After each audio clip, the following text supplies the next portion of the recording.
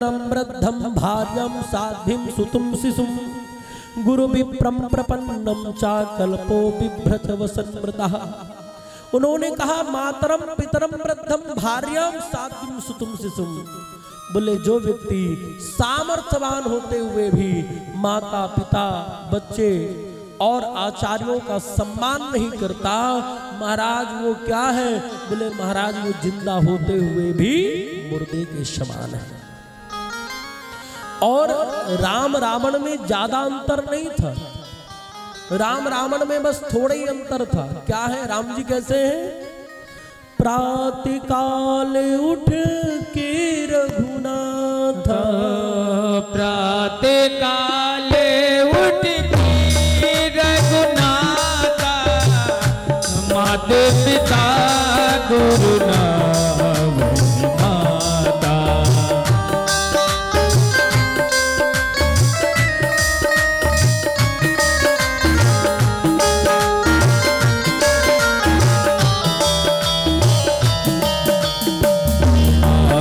पिता गुरु नावै माता, माता पिता गुरु नावै माता।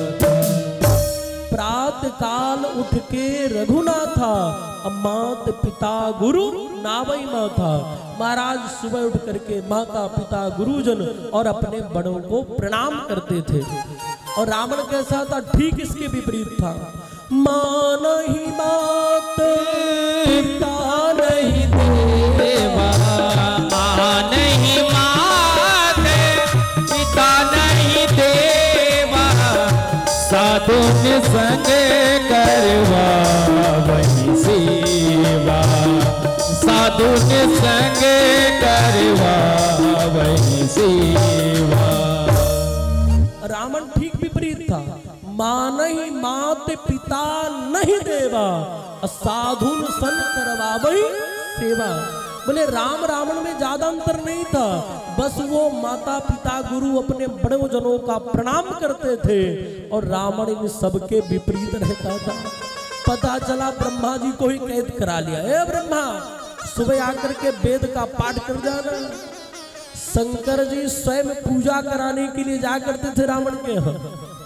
एक बार क्या हुआ कि रावण ने गया कैलाश में पूजा करने के लिए, और जब पूजा करने के लिए गया तो महाराज कैलाश पर्वत में पूजन किया। पूजा करने के बाद भगवान को शिव जी को प्रणाम करने के लिए विचार किया। तो सोचा कि यदि मैं प्रणाम करूंगा तो मेरे 10 सिर हैं, 10 को झुकाना पड़ेगा। और रावण सोचता है कि मेरा सिर किसी के आगे झुकता नहीं है। तो रावण ने क्या किया? बोले महाराज कैलाश पर्वत को ही उठा लिया मस्तक पे, और उठा करके मस्तक से लगाया। भगवती पार्वती ने कहा, अरे प्रभु कैलाश में भी भूकंप आता है क्या? बोले देवी शांति से बैठे रहो, अभी चेला आया हुआ है। महाराज जैसे ही कैलाश पर्वत को नीचे रखा, भगवान शंकर रावण जाने लगा। भगवान शिव ने कहा, हे रावण, तुम जो है तो आज से कैलाश पर्वत में पूजा के लिए नहीं आओगे। क्यों? बोले ऐसे चेला की कोई आवश्यकता नहीं है जिसके आते ही घर में भूकंप आ जाए। भैया ऐसे चेला के यहाँ तो गुरुजी ही पहुंच जाए, ज्यादा ठीक है। तो कैसे? शंभु स्वयं पूजावन जाहि, विनय पत्रिका में तुलसीदास जी लिखते हैं कि शंभु स्वयं पूजावन जाहि। भगवान शंकर रावण के यहाँ उस दिन से पूजा कराने के लिए जाते थे। बोले भैया ये ना आए तो ज्यादा ठीक है।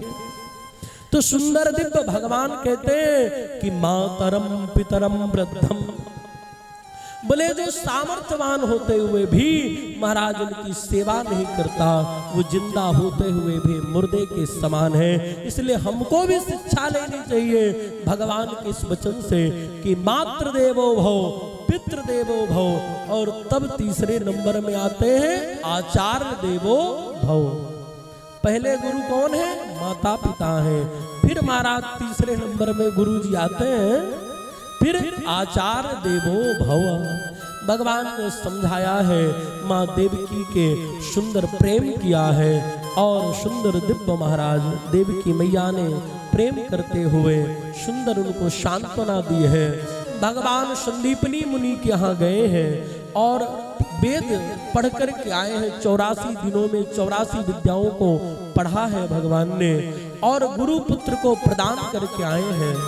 और भगवान जब मथुरा पर पधारे तो देवकी मैया ने माखन और रोटी दे दी। माखन रोटी को देख करके भगवान के नेत्रों में श्रु आ गए। बोले ये माखन को मैं देखता हूं तो माँ यशोदा की याद आती है। भगवान रोने लगे हैं।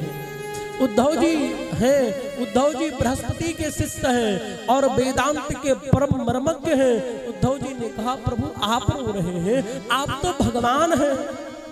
भगवान ने कहा भगवान अपाणिनः, भगवान अपाणिनः, भगवान तो बिना पैर के चलते हैं पर मेरे तो पैर हैं उद्धव जी महाराज।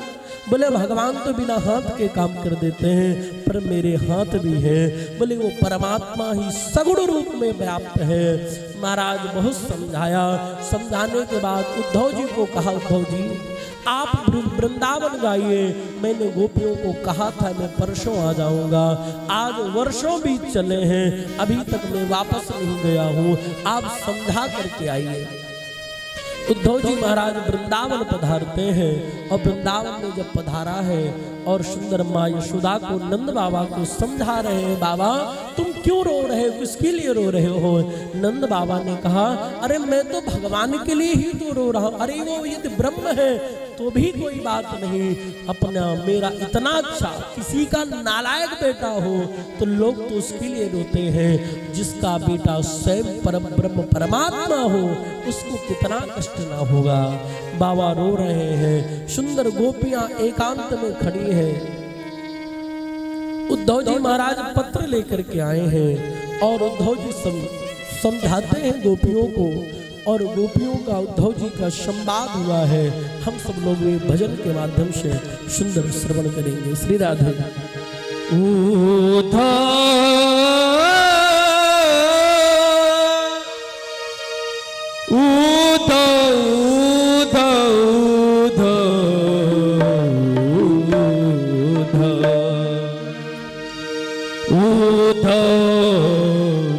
मनि न भई दस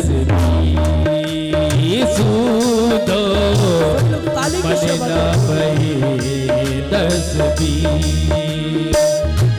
एक हाथों तो गयो जाने संगे,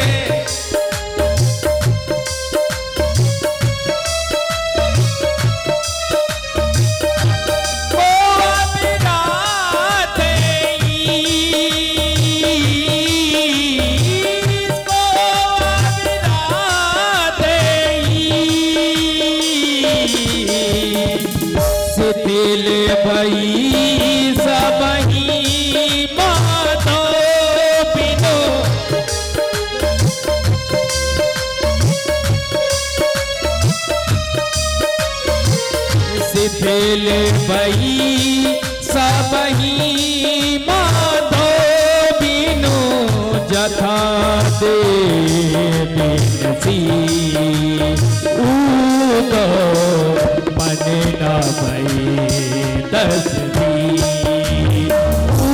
उदो मन न भई दस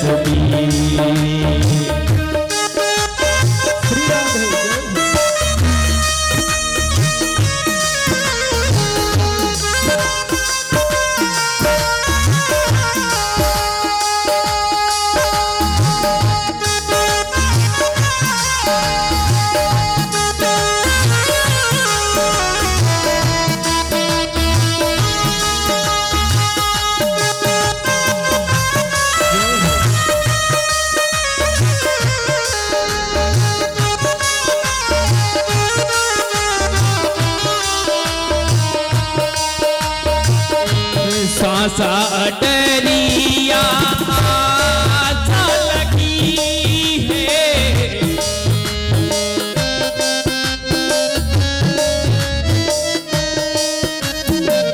सा डरिया आशा लगी है, जीवई